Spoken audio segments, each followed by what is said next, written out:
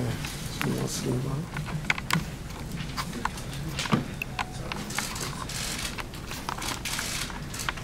안녕하십니까, 김준태 의원입니다. 오늘은 우리 또 이렇게 젊은 변호사님들하고 같이 왔습니다. 예, 어떻게 이제 또 설 연휴 잘 보내셨습니까? 떡국들 많이 드셨나 모르겠습니다. 자, 이제 연휴 지나자마자 뭐 전당대회 뭐 일정 가지고들 얘기가 많은데, 저는 그냥 그 당에다 다 맡기겠습니다. 뭐 언제 하든지 뭐 TV 토론을 몇 번 하든지 어떻게 하는지 그런 실무적인 일은 당에다 다 맡기고 저는 그냥 제 갈 길만 가겠습니다. 지금 그런 것보다 훨씬 중요한 문제가 있습니다. 그래서 오늘 이렇게 지금 정론관에 서게 됐습니다. 제가 먼저 이 말씀을 좀 드리고 실무적인 법리적인 것을 우리 두 분 변호사님이 또 보충 말씀을 드리도록 그렇게 하겠습니다. 지난 대선이 무효입니다. 무효. 지난 대선이 무효예요. 이러면 무슨 여당에서는 뭐 대선 불복하는 거냐 그러는데, 아예 무효인데 불복하고 말 것도 없는 겁니다. 거기에 대한 이런 법리적인 이론적인 뒷받침을 제가 말씀을 드리겠습니다. 문재인 대통령이 김경수와 만약에 공범이라고 하면 선거법상 당선 무효가 가능하게 되는 겁니다. 그리고 그걸 어떻게 하느냐? 특검으로 해야 되는 겁니다. 문재인, 김정수 특검으로 이 진실을 밝혀야 하고, 현직 대통령에 대해서도 조사가 가능하다. 결국 댓글로 흥한 정권 댓글로 망한다. 저는 이 말씀을 드리고 싶습니다.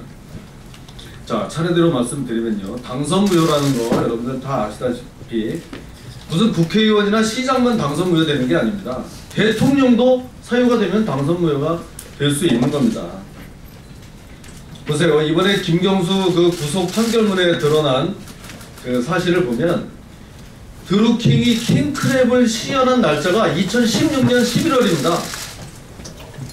탄핵도 되기 전에, 대선도 되기 전에 2016년 11월에 벌써 모여서 어떻게 하면 여론을 조작할 것인지를 공모를 하기 시작했다, 이런 말이에요.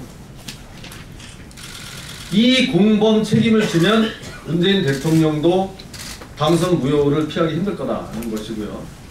또 하나는 배우자 김정숙 여사 선거법상 이 선거 범죄로 300만 원 이상만 받으면은 당선인이 당선 무효가 되는 겁니다. 근데 이거를 잊으면 안 됩니다. 자, 여기에 대해서는 우리가 보통 공소시효가 지난 거 아니냐 이렇게 생각하시는 분들이 많습니다. 선거 범죄의 공소시효는 6개월이기 때문에 2017년 5월에 대선이 있었으므로 그거는 2017년 11월에 다 공소시효 끝난 거 아니냐, 이제 와서 그러냐라고 생각하는데, 그게 아닙니다. 그게 아니에요. 선거범죄 공소시효는 6개월이지만 3년으로 연장되는 경우가 있습니다. 어떤 때냐? 선거법에 의하면 공범 또는 참고인을 도피시킨 경우, 공범이나 참고인을 도피시킨 경우에는 3년으로 연장됩니다. 3년은 아직 많이 남아있죠.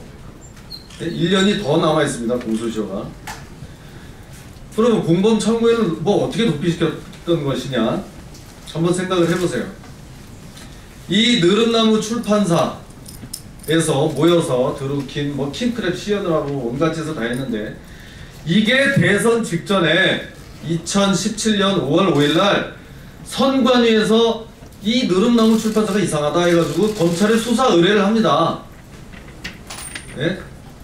그거를 검찰이 5개월을 그냥 가지고 있다가 공소시효가 다 돼가니까 슬그머니 불기소 처분을 했어요.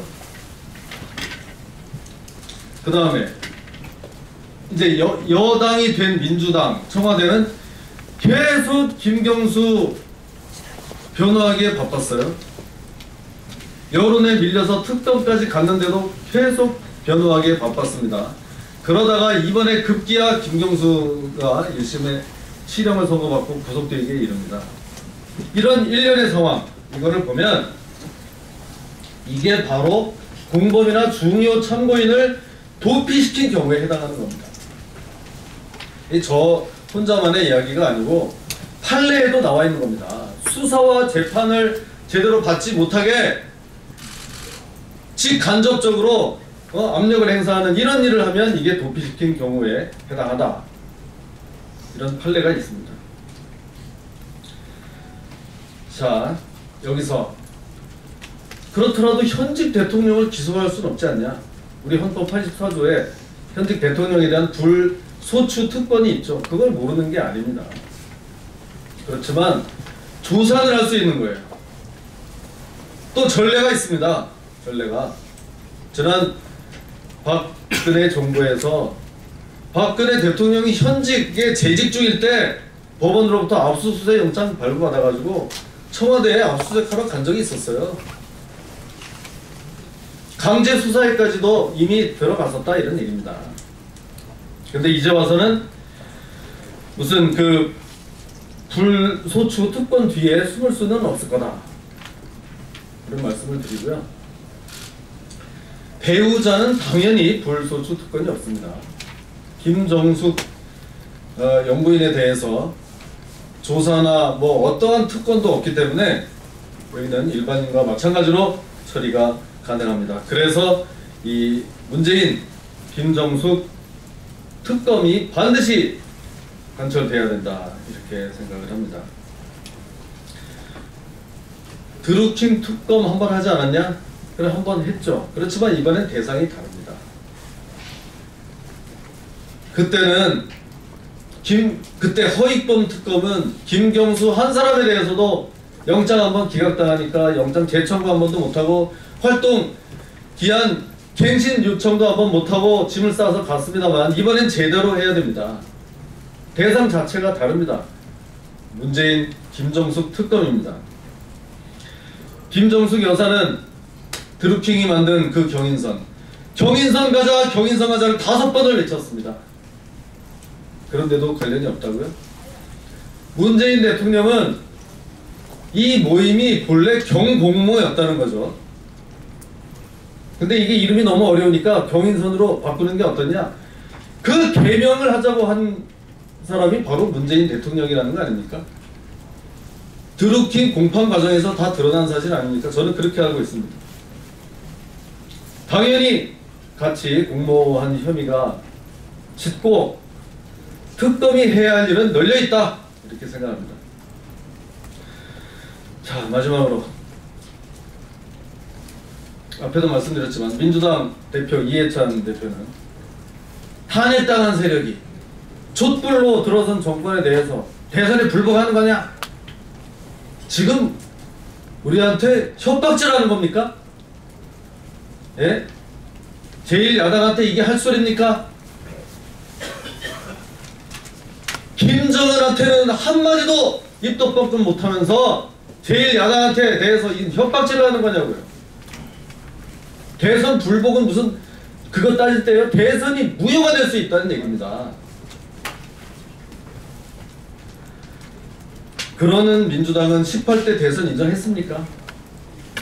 예? 국정원 댓글 사건 박근혜 대통령님 임기 내내 국정원 댓글로 대선에 불복했던 사람들 아니었습니까? 자기들 스스로부터 되돌아보기 바랍니다. 원세훈은 28만 건, 김경수는 8,800만 건. 원세훈이 간의 수공업이라면 김경수는 자동화 공장입니다. 이제 야당은 목숨 걸고 대선 무효 투쟁에 나서야 된다 이렇게 생각합니다. 자세한 말씀은 우리 변호사님 먼저 해주시겠습니다.